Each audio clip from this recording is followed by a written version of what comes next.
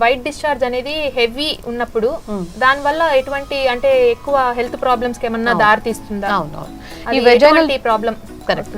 ఈ vaginal discharge ని మనం నెగ్లెక్ట్ చేస్తే మౌనిక ఇట్లా ఏమవుతుందంటే ఆ గర్భసంచి మూతి దగ్గర ఉండే వెజైనల్ డిశ్చార్జ్ ని ఇంకా పైకి వెళ్ళి గర్భసంచికి పాకుతూ ఉంటుంది. పైకి వెళ్ళి గర్భసంచిని ఇన్ఫెక్ట్ చేయడము ఎండోమెట్రైటిస్ అంటాము. అండ్ పక్కన ట్యూబ్స్ని ఇన్ఫెక్ట్ అవుతాయి. ఫెలోపియన్ ట్యూబ్స్ ఉంటాయి కదా, అవి ట్యూబ్స్ ఇన్ఫెక్ట్ అయ్యి హైడ్రోసాల్పింగ్స్ అని పయోసాల్పింగ్స్ అని కొన్ని టర్మ్స్ ఉంటాయి.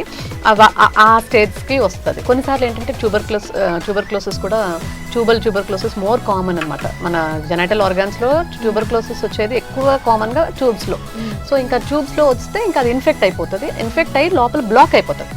ట్యూబ్స్ బ్లాక్ అయితే ఏమవుతుందంటే నెక్స్ట్ పిల్లలు పుట్టకుండా ఉండడం, పిల్లలు అంటే బ్లాక్ అయిపోయి ఇంకా ఎగ్ రిలీజ్ అయినా కూడా లోపలికి గర్భసంచి లోపలికి రాకుండా ఉండి ట్యూబ్స్ బ్లాక్ అయిపోవడం వల్ల ఇన్ఫర్టిలిటీకి గురైన వాళ్ళు చాలామంది ఉంటారు.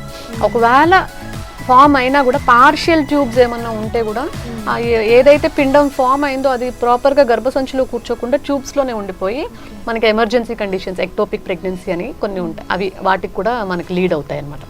అండ్ కొన్నిసార్లు ఇదే ఇన్ఫెక్షన్ ఓవరీస్కి పాకినే మొత్తం గర్భసంచి ట్యూబ్స్ ఓవరీస్ అన్నీ కూడా ఫ్రోజన్ అయిపోతాయి. మనం దీన్ని పెల్విక్ ఇన్ఫ్లమేటరీ డిసీజ్ అంటాం దీన్ని.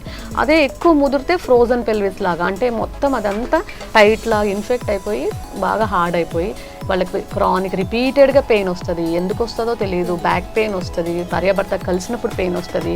సో చాలా చాలా చాలా డే టు డే దినవారీ పనులలో వాళ్ళకి చాలా ఇబ్బంది, ఫిజికల్గా వాళ్ళకి ఇబ్బంది కలిగే కండిషన్స్కి కూడా వెళ్ళిపోతారు.